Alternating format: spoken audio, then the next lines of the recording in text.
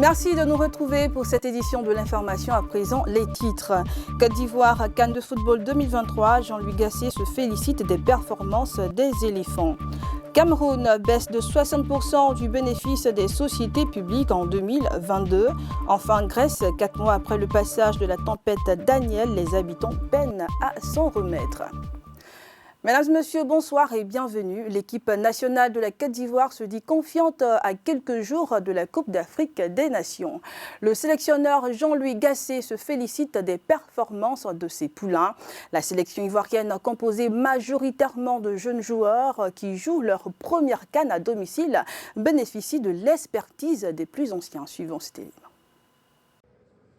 En attendant d'ouvrir le bal face à la Guinée-Bissau le 13 janvier 2024, la Côte d'Ivoire, pays hôte de la 34e édition de la Coupe d'Afrique des Nations de football, est confiante quant aux performances et à l'état d'esprit des éléphants. S'exprimant lors d'une conférence de presse tenue le 5 janvier 2024, le sélectionneur de l'équipe nationale de Côte d'Ivoire, Jean-Louis Gasset, se félicite des résultats positifs du stage des éléphants. C'est un match amical, c'est un match qui finit un stage qui s'est très bien passé. On voulait être dans les conditions de CAN. On voulait souffrir par le travail, par la chaleur, et voir comment le groupe réagissait à l'effort. Et tout a été extrêmement positif. Le bon état d'esprit, il est là. Il est là. Il est dans les moments un peu plus compliqués de dire mais il y a un match dans 3 jours et c'est peut-être toi qui vas le faire gagner. Il faut qu'on arrive à cet état d'esprit-là collectif pour qu'on arrive à faire de grandes choses. Au regard de la liste des 27 joueurs confirmés le 3 janvier 2024 par Jean-Louis Gasset, les joueurs de la sélection ivoirienne qui pour certains disputent pour la première fois la CAN et à domicile bénéficient de l'expertise des plus anciens. À l'approche d'une compétition comme la CAN, il est important de ne pas trop vite s'emballer parce qu'on a un groupe avec beaucoup de jeunes joueurs. Il y a beaucoup qui vont découvrir la CAN pour la première fois. Donc, il ne faut pas trop vite leur mettre la pression et il faut aller tranquillement et ne pas être prêt avant ou après, mais être prêt au bon moment. On est chanceux d'être ici et les joueurs que le coach a choisis pour mener cette mission aussi importante. Donc, à nous de savoir saisir cette chance-là, cette opportunité-là et de tout donner. Et jouer une CAN dans son pays, on n'a pas besoin d'expliquer à qui que ce soit l'importance que c'est. Après un séjour de 5 jours à San Pedro, les éléphants de Côte d'Ivoire ont regagné leur base à Abidjan pour les derniers ajustements avant le début du tournoi continental prévu le 13 janvier 2024. Les données de la Commission technique de réhabilitation des entreprises publiques et parapubliques au Cameroun mettent en lumière une régression de 60% des bénéfices des entreprises d'État pour l'année 2022, soit une contre-performance de 98,9 milliards de francs CFA comparée à l'année 2021. La régression du résultat net global des entreprises et établissements publics camerounais a atteint la somme alarmante de 98,9 milliards de francs CFA en 2022 par rapport à l'année 2021, révèle la Commission technique de réhabilitation des entreprises publiques et parapubliques du Cameroun. Leur bénéfice global passe en effet de 164,5 milliards de francs CFA en 2021 à 65,6 milliards de francs CFA en 2022. Entre 2021 et 2022, cette régression affiche un taux de 60%. Les entreprises publiques camerounaises ont longtemps été gérées dans des mécanismes de gestion des entreprises parapubliques qui ne s'accommodent pas toujours aux méthodes de gestion rigoureuses du secteur privé. Avec la diminution du régime de monopole, elles sont donc soumises à la compétitivité, d'où une nouvelle façon de comptabiliser les produits et une nouvelle façon de comptabiliser les charges. Cette contre-performance est attribuable à la baisse drastique de la rentabilité financière de certaines entreprises, notamment celles relevant du secteur primaire. Néanmoins, quelques entités publiques ont contribué à améliorer ces résultats, notamment la Caisse nationale de prévoyance sociale avec une rentabilité de 76,2 milliards de francs CFA, le port autonome de Douala avec 7,2 milliards de francs CFA, le port autonome de Kribi 3,7 milliards de francs CFA. Alors, ce régime d'assistanat de l'État les ont tués en termes de compétitivité et ont créé une fragilité qui, au vu des changements structurels des économies, elles avaient deux choix, ou rester sur le marché ou disparaître. Alors, si elles veulent rester sur le marché, elles doivent donc s'accommoder aux nouvelles méthodes de gestion, d'où la nécessité donc de les rendre plus résilientes. C'est le contexte qu'on traverse aujourd'hui. La baisse substantielle de la rentabilité des entreprises publiques au Cameroun en 2022 représente un défi économique majeur. Il convient de noter que ces entreprises publiques demeurent fortement endettées. Leur dette cumulée a atteint 244,74% de leur chiffre d'affaires.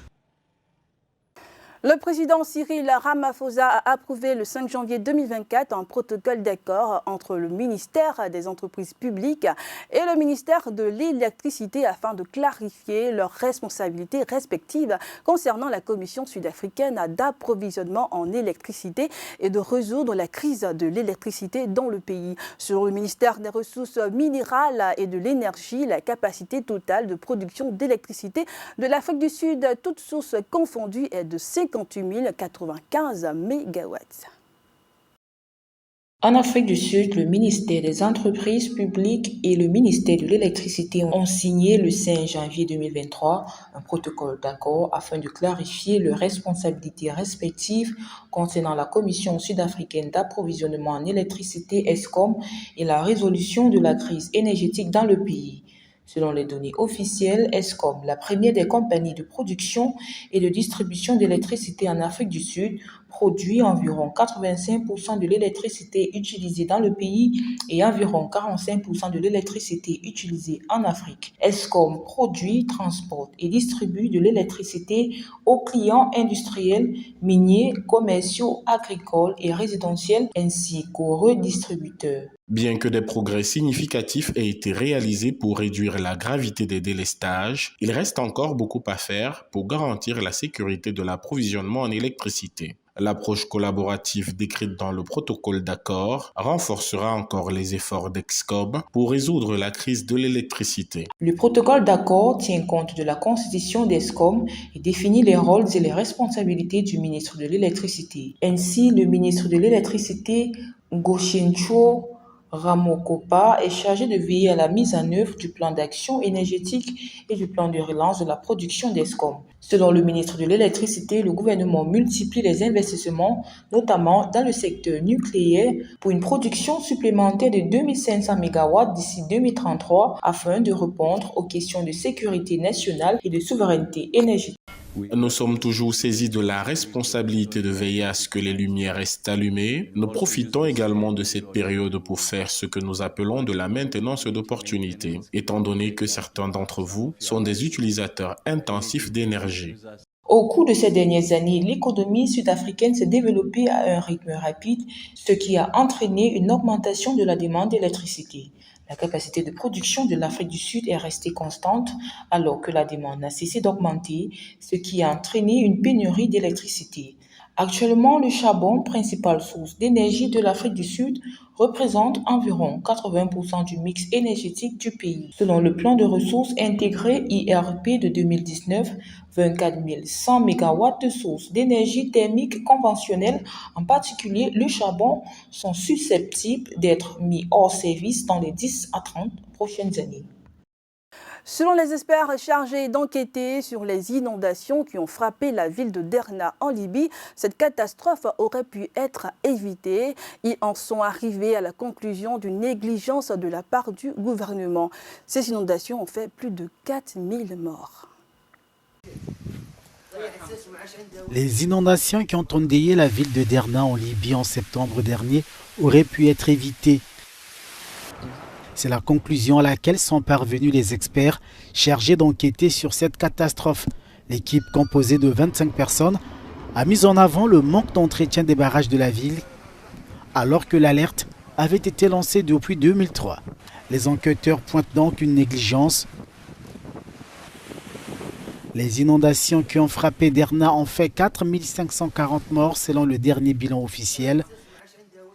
Plusieurs responsables ont été interpellés au lendemain de cette catastrophe, dont le maire de la ville. Mais la justice pointe désormais la responsabilité de toutes les personnes ayant géré les barrages en Libye depuis au moins 2003.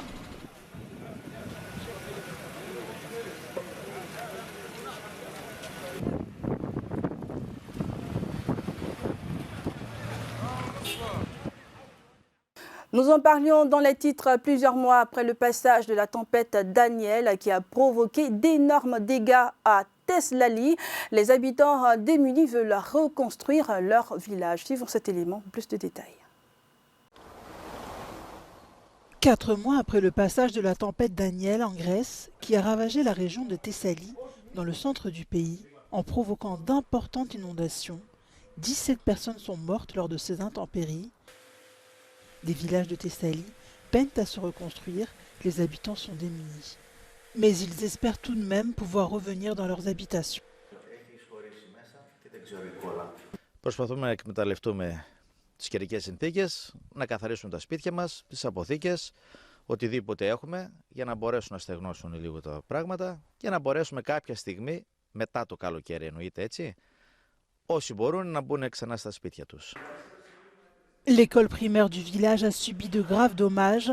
Les élèves ne pourront plus y faire classe. Les autorités ont jugé que le bâtiment ne pourra pas être reconstruit. La violence de la catastrophe a emporté sur son chemin les champs, les jardins et certains animaux. C'est un coup dur pour l'économie de la région. Mais les agriculteurs comptent bien se relever de cette difficile épreuve.